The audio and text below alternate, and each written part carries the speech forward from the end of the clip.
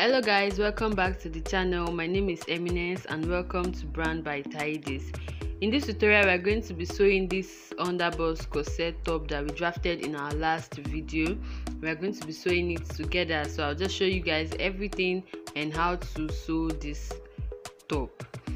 So the first thing that we are going to do is we are going to cut our pattern on our fabric. So as you can see, I've gone ahead to cut mine as well, so I'm just going to explain what I did and how you are going to cut yours. So for this particular one, you can see that I added ½ inch seam allowance at the top and I cut it on my fabric and on my lining.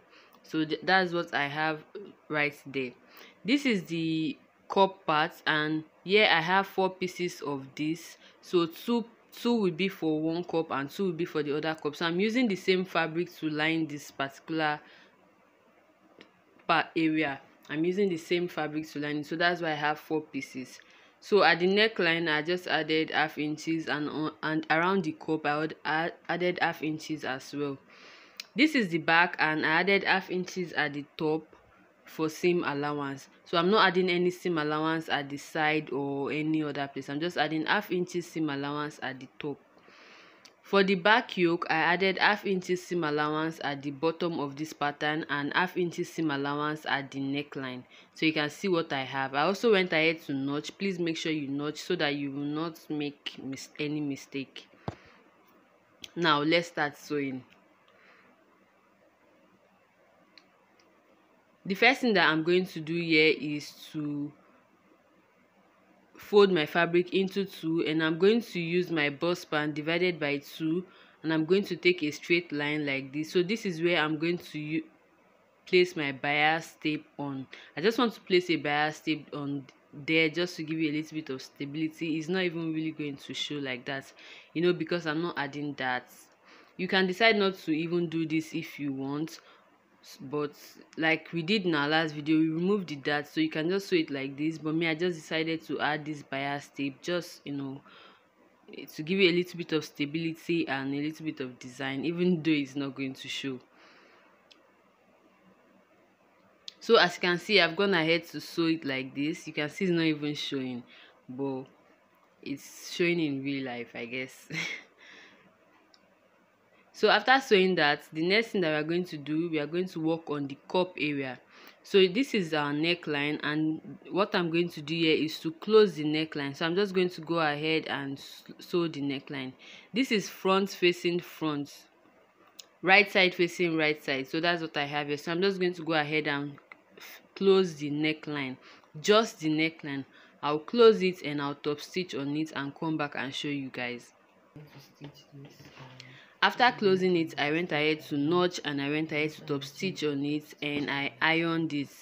So this is what I have. You can see how it is. So I did the same thing for the other side as well. After doing that, I'm going to use a very free stitch. Use the most free stitch on your machine, your sewing machine, to sew around this cup area. So yeah, after doing that, we are going to pull the thread and drag it to give you a little bit of pleat, just like you see in the other one that I did right here. So when I was doing this first one, it was really easy, but this second one was a little bit kind of hard. So I'm just doing it here so that you guys can see that it might not be as easy as you think, but it doesn't matter. You are still going to do it at the end of the day.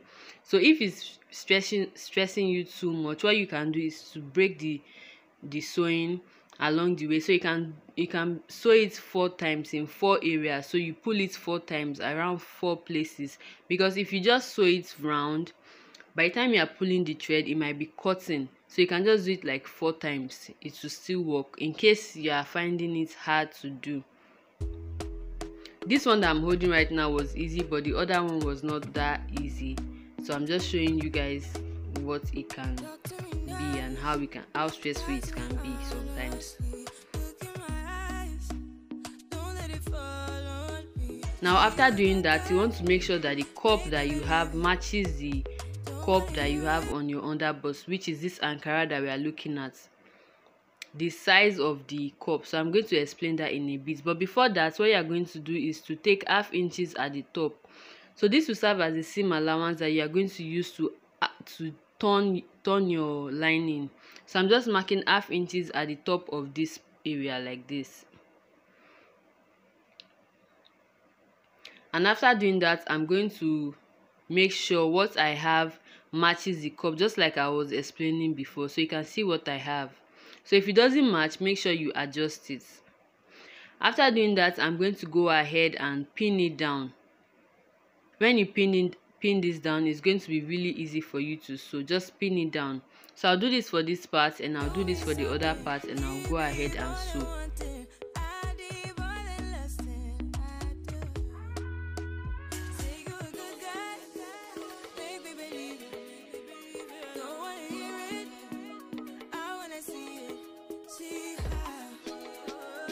So after sewing, as you can see, I went ahead to notch it. And after notching, I went ahead to top stitch, but I won't advise you to top stitch at this point. I will advise you to top stitch after adding the lining. It's better that way, and it's going to fall better. Everything is going to fall better that way. So I went ahead to top stitch here, but I later lose it because I didn't really like.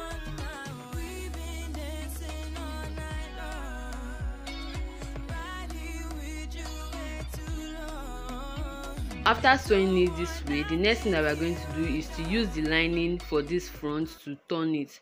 So just see the way I place this front bodies like this. I'm going to take the lining and I'm just going to take it like this. So please pay attention to the video because I don't know how to explain this with my mouth. So just pay attention to the video. So you see the way I picked it. I'm just going to go ahead and sew this part like this. This part, just sew it down first of all. Now after sewing it like that, I'm going to flip it over. I'm going to flip the white part over like this, and I'm just going to sew it this way. So can you see what I did? I'm just going to sew it this way. So I'm not just going to sew it like that. I'm going to pin it down, and I'm going to pin one side down and sew before pinning the other side down to sew, because if you pin the two sides together, you might not be able to, the pin will be removing and you might not be able to, do it with ease. So just pin one side and sew, and pin the other side and sew. It's going to be really easy that way.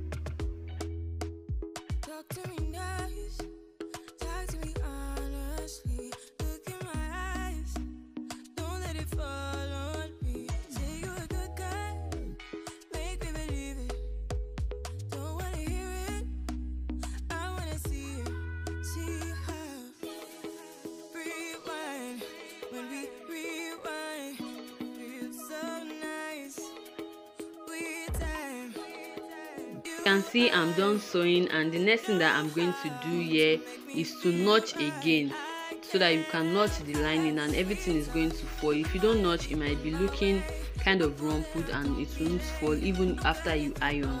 So I went ahead to notch and I went ahead to iron.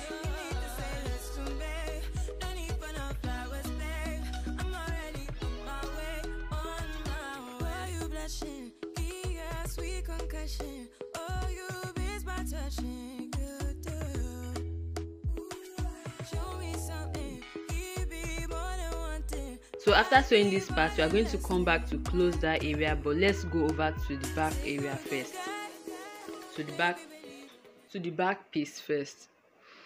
So I'm just trying to explain that I'm going to be extending this dart to the top part. I explained this in my last video, but I'm just trying to show you guys what I'm going to do here.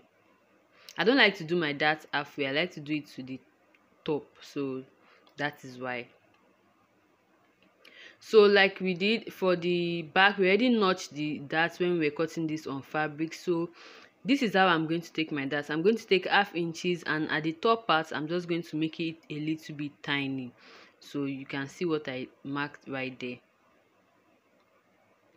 I'm going to do this for the main fabric as well as the lining. So I did this for the 4 pieces that I have here.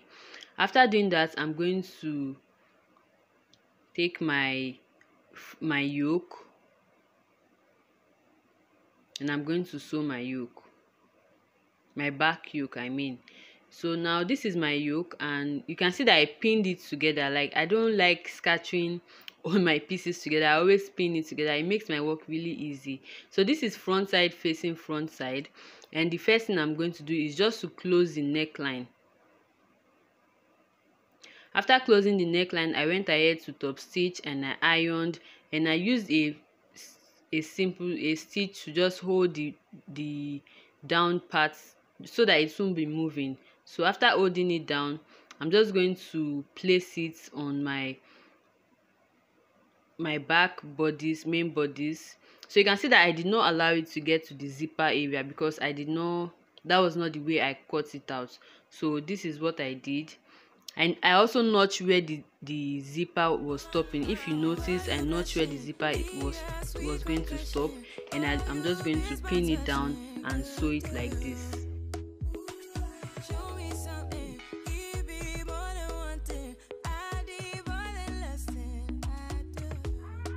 So after sewing, this is what I have. So you can see when I flip it open, this is what it should be looking like. So this is the zip area. So this is how it's going to look like. Now after doing that, I went ahead to close my sides. I'm really sorry about this. My phone kept dying when I was making this video. Like, it was just going flat, and I had to deliver this cloth on time. So there was too many challenges for me when I was filming this video. So I'm really sorry for any inconvenience. So I went ahead to close the sides, and the part that the armhole for the front, I went ahead to close it. So now I'm just going to add my zipper to this back bodice. Here I'm just trying to mark the zip allowance so that I'm just going to sew it easily.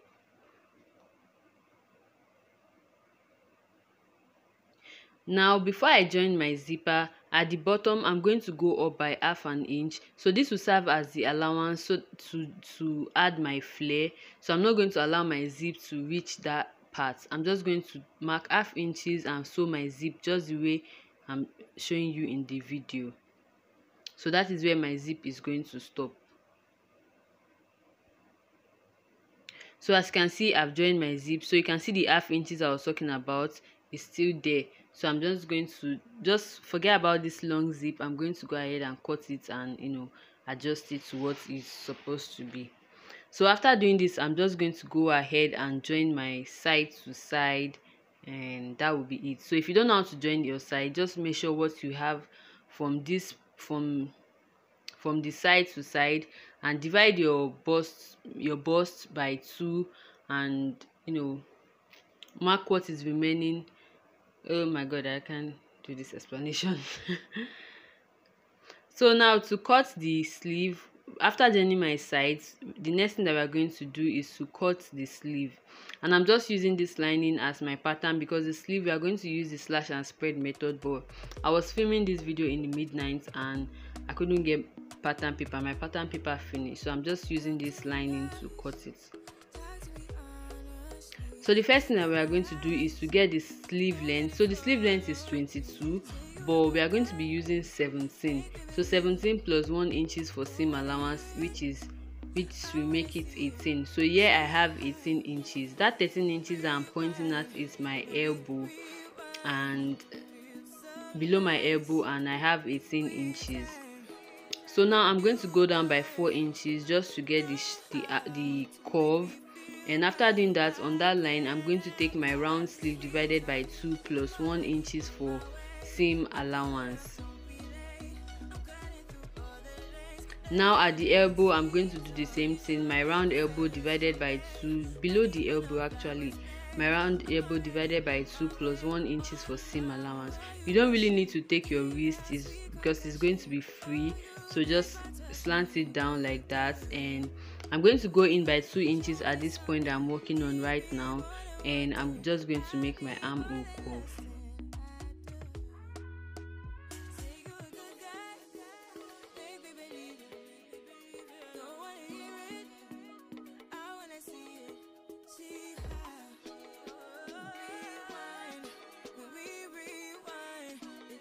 So this is me just trying to make sure that my armhole measurement is correct. So I'm going to cut this open and I'm going to divide this by 3. So you're going to see that in a bit. So I'll divide this by 3 just to be able to slit this open and be able to do my slash and spread.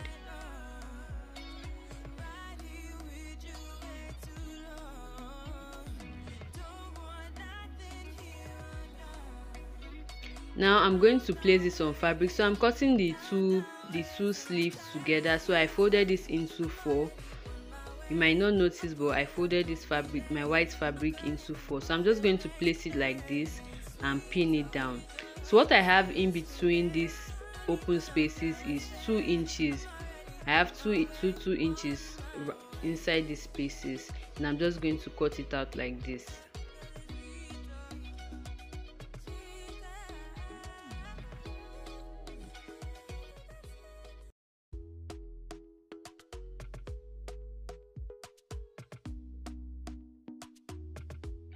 Now after cutting that, we are going to cut the band for the sleeve, and for the band, you see the way I folded it, so please pay attention to the way I folded it. This is the way you are going to fold it so you can see.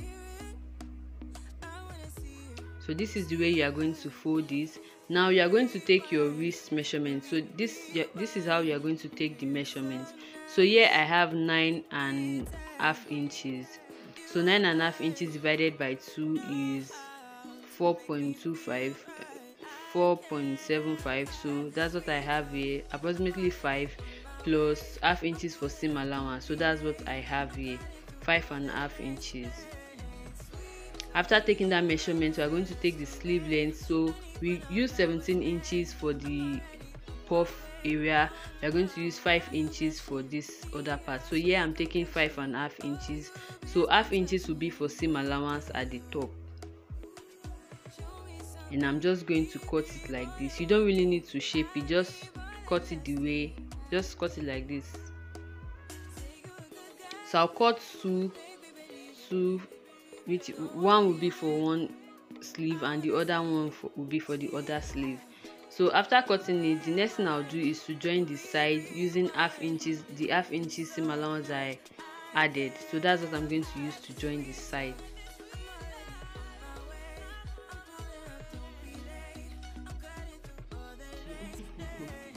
So as you can see, I've gone ahead to join the side. Like I said, my phone was not really helping when I was filming this video, so I used half inches to join the side, and I've also gone ahead to join my puff area, and now I'm just going to pleat on the sleeve.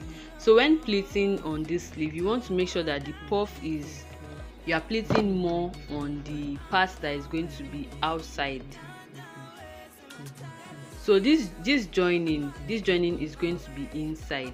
The part that is going to be outside is the part that does not have joining. So you want to make sure you are pleating, you are pushing the excess to that area. That's just the only tip that I think you need.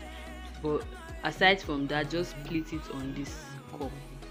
Now after doing that, I went ahead to use 5 inches for the pleating. I did not show that in this video, but I used 5 inches for the pleating, and that is all for the video.